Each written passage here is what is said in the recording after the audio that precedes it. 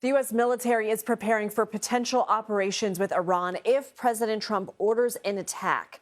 Iran's top diplomat has arrived in Geneva ahead of what's being described as indirect talks with the U.S. tomorrow.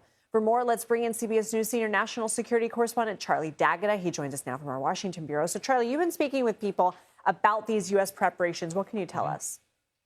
Yeah, Lindsay's speaking with them every day, sometimes several times a day, to try to figure out what, from a military standpoint, what the game plan is. So there have been reports over the weekend, I can confirm those, that the United States could be preparing for a prolonged conflict. Of course, the United States is preparing for a prolonged conflict because the United States military prepares for any contingency, best case scenario to worst case scenario. And I'll tell you, there's nothing better than the Pentagon for preparing for worst case scenario. So the way it was described to me is you look at it as tiers. There are a number of targets, sort of surgical strikes that the United States, if President Trump decides and the Joint Chiefs of Staff and the Pentagon and Secretary Hegseth decide that this is the plan to take surgical strikes within the regime itself, or you would take out missile launchers, or you would go after Iran's nuclear facilities, but you have to be prepared for retaliation. So if you really want to tell for what's going on there, you look at the Lincoln aircraft carrier that's been there for a few weeks, and it was ordered there because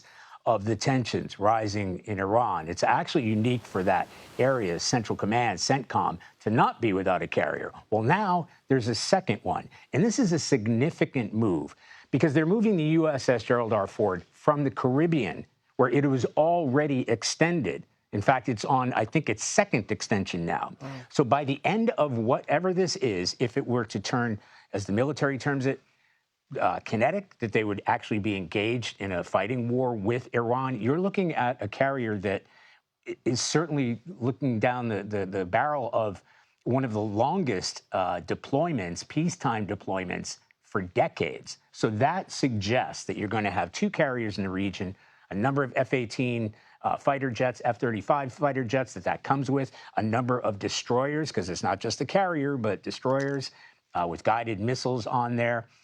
So you are talking about a package that is preparing for the worst, and not only preparing to strike Iran, but preparing for the defense of U.S. forces in that area. Well, Charlie, we appreciate your reporting as always. Thank you so much. Thank you.